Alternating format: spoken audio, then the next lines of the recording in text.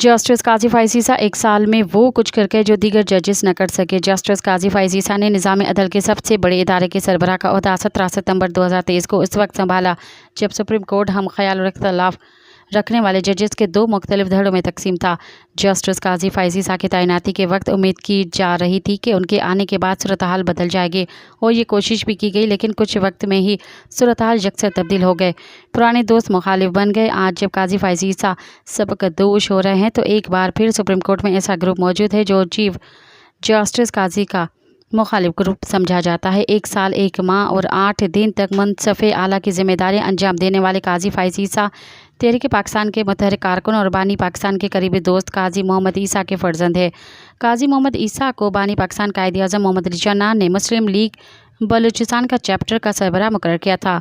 वो जिन्ना साहब के वफादार साथियों में शुमार होते थे। मज़ीद ख़बरन ऐं तफ़सीलात लाइ विज़िट कयो असांजी वेबसाइट www.awamiNewsHD.com ऐं ॾिसंदा रहो अवामी न्यूज़ HD।